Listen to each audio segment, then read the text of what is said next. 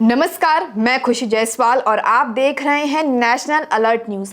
हाल ही में जापान के क्योतो में हुई क्वाड देशों की बैठक में क्वाड समूह, जिसमें अमेरिका, भारत, जापान और ऑस्ट्रेलिया शामिल है, मिलकर अप्रैल में हुई पहलगाम हमले की सामूहिक बयान जारी कर निंदा की। लेकिन इस बयान में कहीं भी पाकिस्तान का नाम नहीं लिया गया।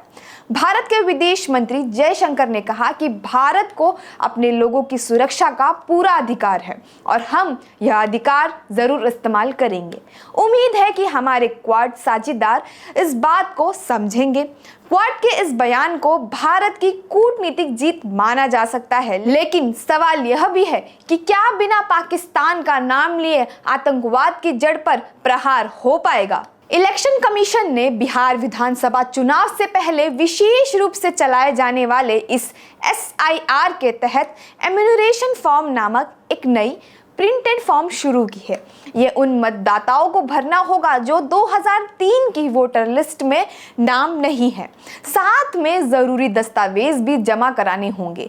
ईसी ने कहा है कि 2003 के लिस्ट में शामिल करीब 4.96 करोड़ मतदाताओं को दस्तावेज जमा कराने की जरूरत नहीं है, लेकिन बाकी लगभग 3 करोड़ को जन्म या नागरिकता सिद्ध करनी होगी। द हिंदू की रिपोर्ट के अनुसार बहुत से बिहारवासी इन फॉर्म्स को पढ़ भी नहीं पा रहे हैं। उनके पास जरूरी दस्तावेज भी नहीं है। कई मतदाता न तो स्वरूप समझ पाते हैं, न ही उनके पास दस्तावेज हैं। बिहार के विपक्षी दलों ने इस योजना को वोटर वंचित कराने की साजिश बताई है। शनिवार सुबह पनवेल के टक्का कॉलोनी इलाके में एक 3 दिन की नवजात बच्ची को एक बास्केट में छोड़ दिया गया। स्थानीय नागरिकों ने देखा कि कैनाल के किनारे एक नीले प्लास्टिक के बास्केट में एक बच्ची लपटे हुए पड़ी है, जिसमें एक दूध की बोतल, दूध का पैकेट और कपड़े भी रखे थे।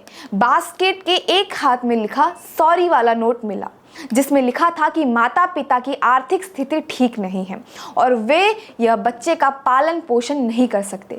पुलिस तुरंत मौके पर पहुंची और बच्ची को हिरासत में लेकर पास के अस्पताल ले गई। चिकित्सा जांच में बच्ची की हालत स्थिर पाई गई, लेकिन नवजात को लावारिस छोड़ने के आरोप में माता पिता के ऊपर केस दर्ज कर लिया गया है। मुंबई के एक टॉप स्कूल की टीचर को अपने स्टूडेंट के साथ रेप के आरोप में गिरफ्तार कर लिया गया है। आरोपी टीचर अपने से कम उम्र के और स्कूल में पढ़ने वाले बच्चों के साथ सेक्सुअल रिलेशन बनाती थी, उन्हें हरास और मोलेस्ट करती थी। वो ये घिनौना काम अपने एक दोस्त के मदद से करती थी। अपने स्टूडेंट को बहला फुसला कर मुंबई के कई होटल्स में ले जाकर उन्हें एंटी डिप्रेसेंट्स देकर इस घटने को अंजाम देती थी। पुलिस ने जुवेनाइल जस्टिस एक्ट और पॉस्को के तहत मामला दर्ज कर लिया है और आगे की कार्रवाई जारी है। धन्यवाद।